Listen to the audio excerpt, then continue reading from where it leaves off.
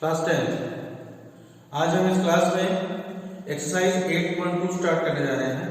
Trigonometry का जो second exercise है, इंट्रोडक्शन टू ट्रिग्नोमेट्री चैप्टर का जो सेकंड एक्सरसाइज है 8.2, उसको आज हम स्टार्ट करने जा रहे हैं। तो ध्यान से देखिएगा। क्वेश्चन नंबर 1 से स्टार्ट कर रहे हैं। तो क्वेश्चन पढ़ते हैं पहले। इवेल्युएट द फॉलोइंग, हमें इवेल्युएट करना है। इसमें देखो टोटल 5 पार्ट्स हैं। क्वेश्चन नंबर 1 में 5 पार्ट्स गिवन है, तो हम 1 बाय 1 सारे पार्ट्स को सॉल्व करते हैं। तो फर्स्ट पार्ट दिया है sin 60 into cos 30, sin 60 into cos 30 plus sin 30 into cos 60।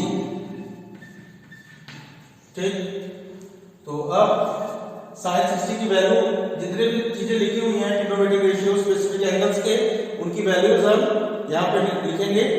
तो sin 60 की वैल्यू होती है √3/2 इंटू cos 30 की वैल्यू भी होती है √3/2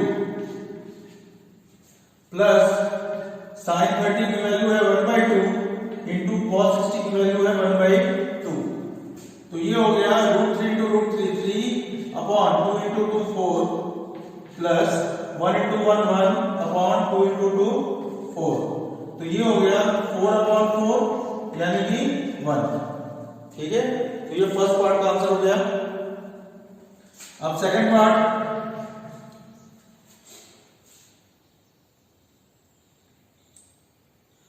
to tan square 45 two tan square 45 degree plus cos square 30 degree minus sin square 60 degree, इसकी वैल्यू हमें निकालनी है। तो देखो 2, अब देखो tan स्क्वायर 45, अब tan 45 की वैल्यू 1 होती है, चूंकि ये स्क्वायर है तो ये हो जाएगा 1 का स्क्वायर प्लस cos स्क्वायर 30, तो cos 30 की वैल्यू होती है √3/2, चूंकि स्क्वायर है तो ये हो जाएगा √3/2 का स्क्वायर माइनस sin स्क्वायर 60, तो sin 60 की वैल्यू है √3/2 और उसका स्क्वायर करेंगे तो ये हो जाएगा √3/2 का स्क्वायर। ओके, तो ये हो गया भाई 2 और 1 का स्क्वायर तो 1 ही होता है, तो 1 का मल्टीप्लाई करेंगे 2 में तो 2 ही आएगा प्लस √3 का स्क्वायर 3/4 माइनस ये भी सेम ही है। तो देखो एक प्लस में एक माइनस में है तो ये कैंसिल हो जाएगा, तो हमारे पास क्या बचेगा सिर्फ 2। यही हमारा आंसर हो जाएगा सेकंड पार्ट। ठीक है, अब नेक्स्ट थर्ड पार्ट।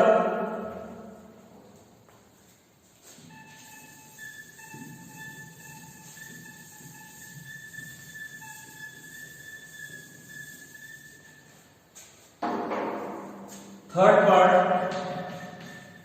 देखते हैं। cos 45 degree upon sec 30 degree plus cosec 30 degree. ठीक है, तो अब इसमें क्या करें, वैल्यू पुट करें। cos 45 की वैल्यू होती है 1/√2 डिवाइडेड बाय sec 30 की वैल्यू 2/√3 प्लस cosec 30 की वैल्यू 2 होती है, ये हो गया 2। अब 1/√2 डिवाइडेड बाय, इसमें अगर हम एलसीएम ले लें तो √3 और 1 का एलसीएम होगा √3, तो ये ऊपर आ जाएगा 2 प्लस 2√3। ठीक है, अब ये √3 सबसे ऊपर चला जाएगा यानी कि 1 में मल्टीप्लाई हो जाएगा और ये जो √2 है वो इसके साथ मल्टीप्लाई होगा, तो ये आ जाएगा √3 अपॉन √2 इंटू 2 प्लस 2√3 आंसर। ये थर्ड पार्ट हो गया। अब next fourth part,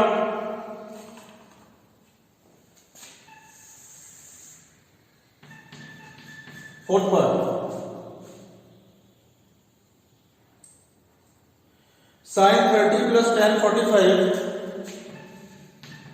sin 30 plus tan 45 minus cosec 60 whole divided by sec 30 plus cos 60, sec 30 plus cos 60 plus cot 45। ठीक, तो अब देखो सबकी वैल्यू को पुट कर दें, तो sin 30 की वैल्यू होती है 1/2 प्लस tan 45 की वैल्यू 1 माइनस cosec 60 की value 2/√3 whole divided by sec 30 की वैल्यू 2/√3 प्लस cos 60 की वैल्यू 1/2 और प्लस cot 45 की वैल्यू 1। ठीक है, तो ये हो गया। देखो अगर आप एलसीएम ले ऊपर तो 2√3 ऊपर एलसीएम हो जाएगा, 2 से 2 कैंसिल होगा तो √3 × 1 √3 प्लस 1 से ये 2√3 बार कैंसिल होगा तो 2√3 × 1 2√3 हो जाएगा माइनस √3 से √3 कैंसिल हो जाएगा, 2 बचेगा तो 2 × 2 4 होल डिवाइडेड बाय। अब डिनोमिनेटर में भी हम एलसीएम लेंगे तो यहां पे 2√3 हमें एलसीएम मिल जाएगा, √3 से √3 कैंसिल होगा तो 2 × 2 4 प्लस 2 से 2 कैंसिल हुआ तो √3 × 1 √3 प्लस 1 से 2√3 2√3 टाइम्स कैंसिल हुआ तो 2√3 × 1 यानी कि 2√3। अब देखो ये 2√3 से ये 2√3 कैंसिल हो जाएगा, फिर हमारे पास बचेगा क्या, √3 प्लस 3 2√3 ये हो जाएगा 3√3 minus 4 upon 2√3 plus √3 3√3 plus 4 3√3 plus 4। ठीक है, ये हमारा आंसर हो गया। ठीक है, ये फोर्थ पार्ट का आंसर हो गया। अब नेक्स्ट इसका fifth part,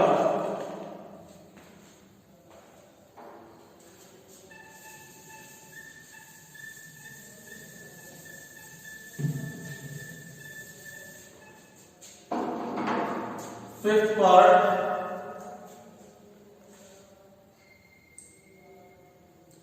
5 cos square 60 5 cos square 60 degree plus 4 sec square 30 degree minus tan square 45 degree minus tan square 45 degree whole divided by sin square 30 plus cos square 30। ठीक है, तो अब देखो 5 इंटू वैल्यू पुट कर रहे हैं तो cos 60 की वैल्यू 1/2 होती है और चूंकि इसका स्क्वायर है तो 1/2 का स्क्वायर हो जाएगा यानी कि 1/4। तो 5 इंटू 1/4 प्लस 4 इंटू, अब sec 30 की वैल्यू 2/√3 होती है तो चूंकि यहाँ पे sec स्क्वायर है तो 2/√3 का भी स्क्वायर हो जाएगा।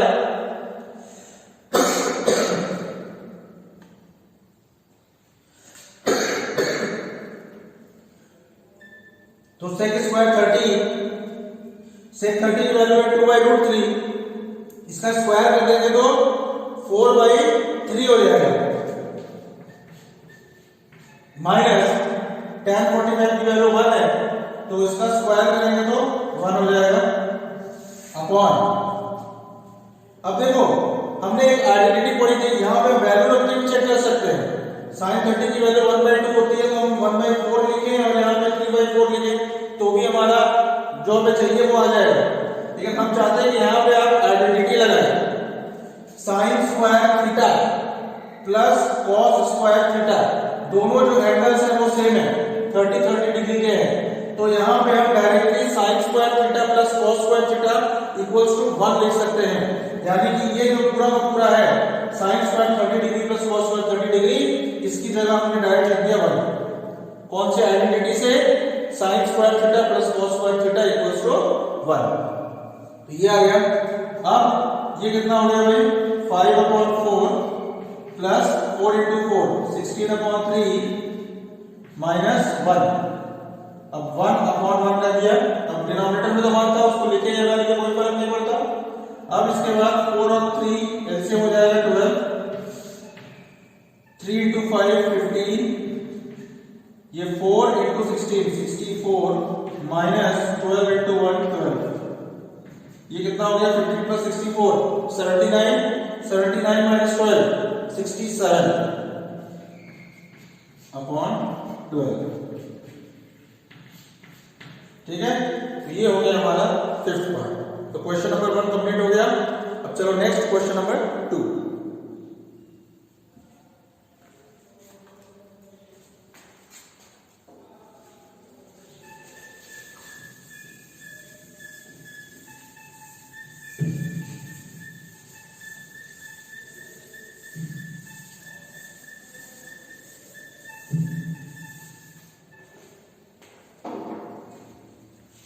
Question number 2,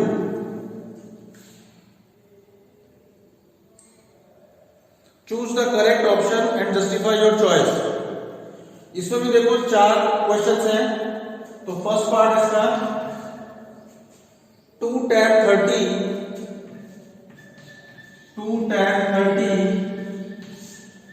upon 1 plus tan square 30 degree, इसकी वैल्यू हमें चाहिए। तो वैल्यू पुट कर रहे हैं। अगर हम 2 into tan 30 की value 1/√3 upon 1 plus tan square 30 degree, यानी कि 1/√3 का स्क्वायर, तो ये होगा 1/3। तो ये होगा 2/√3 अपॉन, ठीक है, 2/√3 अपॉन 4/3। अब हम इस 3 का ऊपर मल्टीप्लाई करेंगे, यानी कि 2 into 3 अपॉन 4 into √3। 2 1 जा 2, 2 2 जा 4 हो जाएगा। तो अब हम √3 से अगर इसको कैंसिल करें तो ये √3 बार में जाएगा, तो √3/2 ये आ जाएगा। तो इसमें कौन सा ऑप्शन दिया है भाई? √3/2। देखो अब ऑप्शन में हमारे दिया हुआ है sin 60, cos 60, tan 60 या फिर sin 30। तो अब ये सोचना पड़ेगा कि √3/2 किसकी वैल्यू होती है। तो देखो sin 60 की वैल्यू होती है √3/2। इसका मतलब जो इसका ऑप्शन ए है, ऑप्शन ए sin 60, वो हमारा करेक्ट ऑप्शन है। ठीक है, ये फर्स्ट पार्ट हो गया। अब चलो next second part.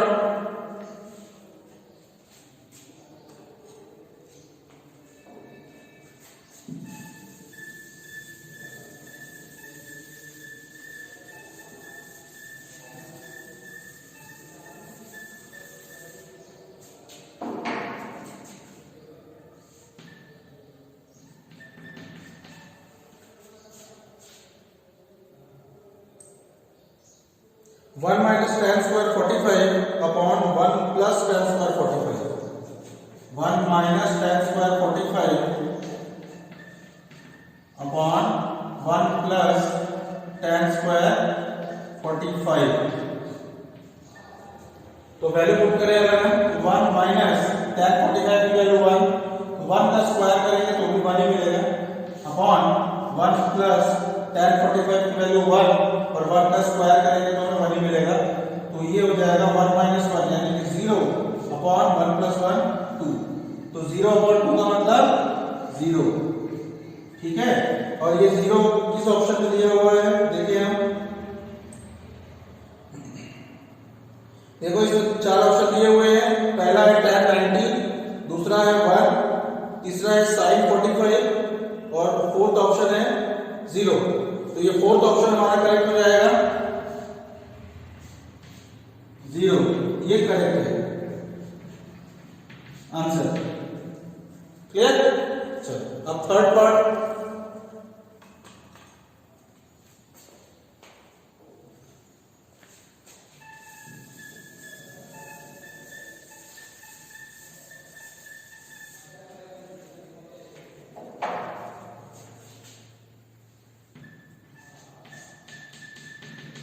Third part,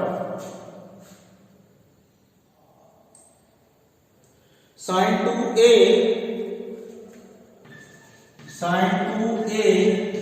is equal to 2 sin a is true when a is equal to। ये स्टेटमेंट ट्रू कब होगा? जब एंगल a हमारा, देखो चार ऑप्शन दिया हुआ है। पहला ऑप्शन है 0 डिग्री, दूसरा ऑप्शन है 30 डिग्री, तीसरा ऑप्शन है 45 डिग्री और चौथा ऑप्शन है 60 डिग्री। ठीक, तो अब हम इसमें क्या करें, वन बाय वन वैल्यू रख के चेक करें। तो देखो सबसे पहले 0 रख रहे हैं, तो एक की जगह अगर हमने 0 रख दिया तो ये sin 2 into 0 हो जाएगा। sin 2 into 0 degree is equal to 2 into sin 0। अब sin 2 into 0 ये 0 ही होगा, is equal to 2 into sin 0। अब sin 0 की वैल्यू 0 होती है, is equal to 2 into sin 0 की वैल्यू 0, तो 0 इज इक्वल टू 2 into 0 0। तो देखो हमारा फर्स्ट ऑप्शन में ही ये क्लियर हो जा रहा है कि लेफ्ट हैंड साइड और राइट हैंड साइड इक्वल है। इसका मतलब जो हमारा फर्स्ट ऑप्शन है a equals to 0, यही करेक्ट है आंसर। तुम बाकी तीनों भी लेके चेक कर सकते हो, किसी में भी इक्वल शायद नहीं आएगा। ठीक, चलो next part.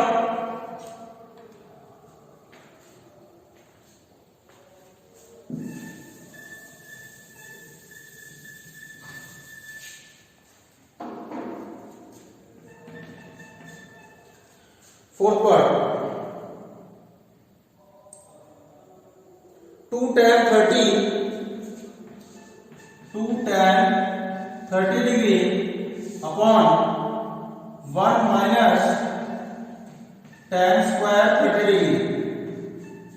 2 tan 30 degree upon 1 minus tan square 30 degree, तो वैल्यू पुट करेंगे 2 into tan 30 की जगह 1 by root 3 upon 1 minus tan 30 का स्क्वायर यानी कि 1 by root 3 का स्क्वायर। ये हो गया 2 by root 3 upon 1 minus 1 by root 3 का स्क्वायर यानी कि 1 by 3। ये हो जाएगा 2 by root 3 upon 1 minus 1 by 3 यानी कि 2 by 3। अब यहाँ पे 2 से ये 2 कैंसिल हो जाएगा, उसके बाद ये 3 है वो सबसे ऊपर मल्टीप्लाई होगा यानी कि 3 by root 3 हो जाएगा। ये रूट 3 नीचे आ जाएगा। अब रूट 3 से 3 को कैंसिल करेंगे तो रूट 3 टाइम्स जाएगा, तो ये रूट 3 आ जाएगा। अब ऑप्शन देखते हैं, cos 60, sin 60, tan 60 और sin 30, ये चार ऑप्शन दिए हुए हैं। तो हमारे पास आया है क्या, रूट 3, और रूट 3 इन चारों में से tan 60 की वैल्यू होती है, यानी कि जो हमारा ऑप्शन सी है tan 60 वो हमारा आंसर हो जाएगा। ठीक है, आंसर ये हो गया क्वेश्चन नंबर 2। अब नेक्स्ट क्वेश्चन नंबर 3।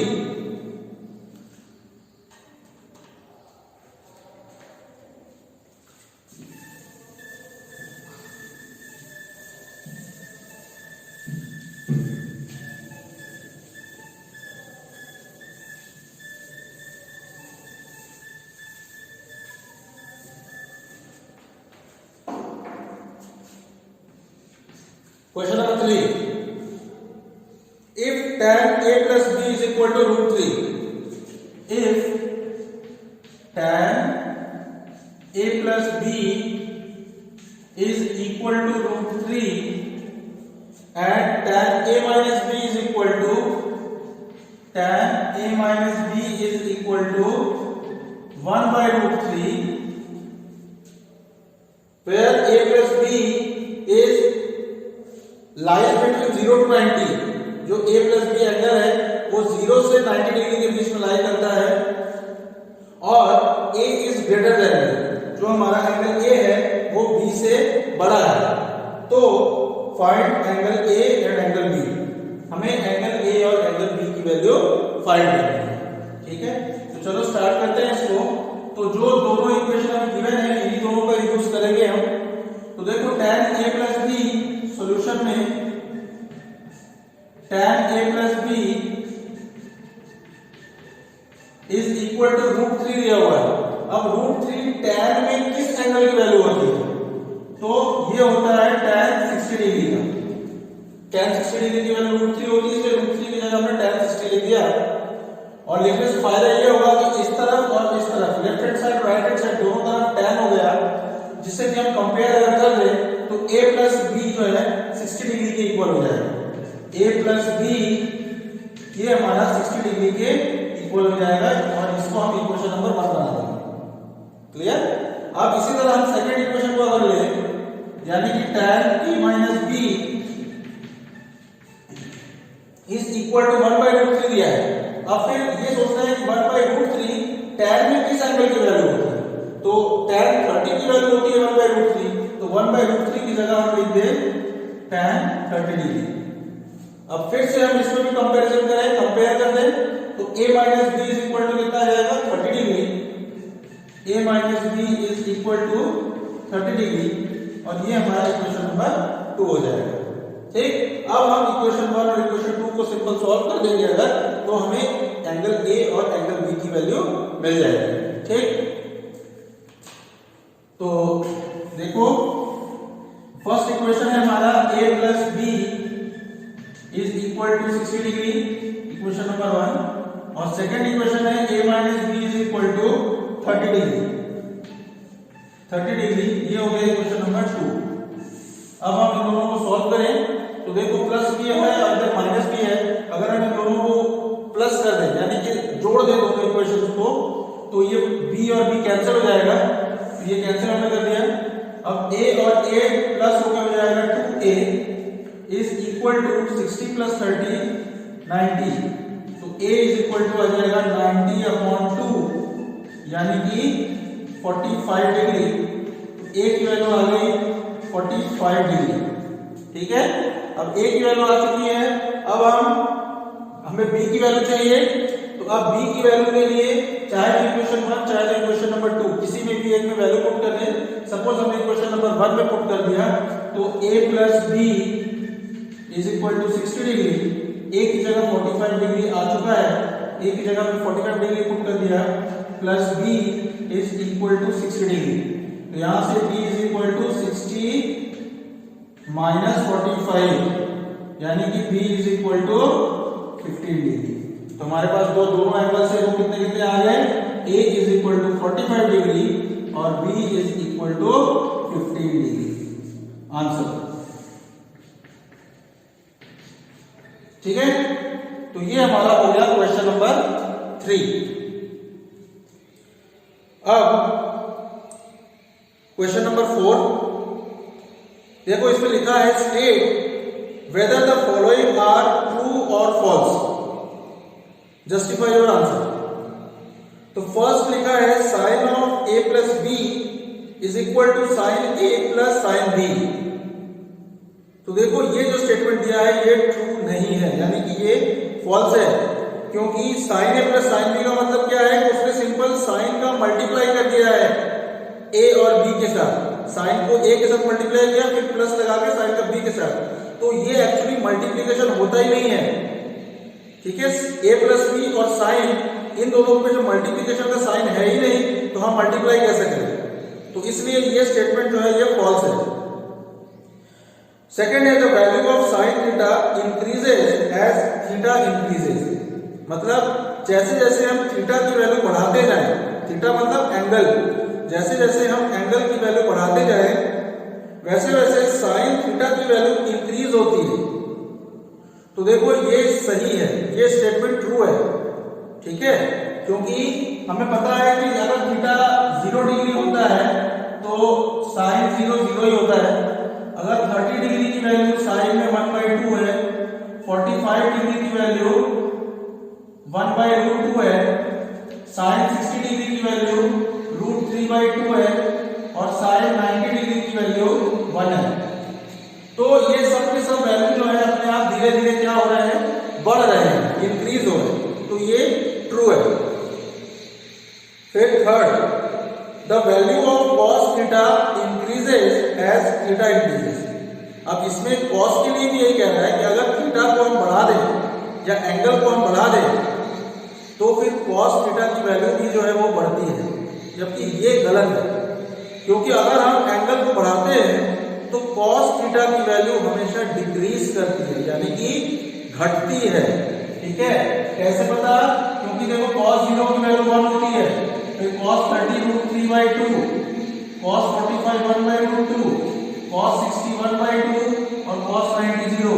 तो हम देख सकते हैं कि cos जैसे जैसे हम एंगल को बढ़ाते जा रहे हैं वैसे वैसे ये जो वैल्यूज है cos की वो डिक्रीज हो रही है, घट रही है, इसलिए ये स्टेटमेंट तो फॉल्स हो गया। Next, sin theta is equal to cos theta for all values of theta. मतलब चाहे हम कोई भी थीटा ले लें, कोई भी एंगल ले लें, तो sin थीटा और cos थीटा ये दोनों हमेशा इक्वल होते हैं। तो देखो ये स्टेटमेंट भी हमारा फॉल्स है। क्यों फॉल्स है? क्योंकि sin थीटा और cos थीटा सिर्फ और सिर्फ 45 डिग्री में इक्वल होते हैं, इसके अलावा बाकी किसी भी एंगल पे sin थीटा और cos थीटा इक्वल नहीं होते हैं। ठीक, तो इसका मतलब ये जो स्टेटमेंट है वो हमारा फॉल्स हो गया। और लास्ट पार्ट है कि cot A is not defined for A is equal to 0 degree. मतलब cot A जो है वो 0 डिग्री पे डिफाइंड नहीं है। तो ये सही बात है भाई, क्योंकि cot 0 की वैल्यू क्या होती है? इन्फिनिटी होती है, अनडिफाइंड होती है। तो ये तो सही है, क्योंकि tan A 0 होता है हमारा।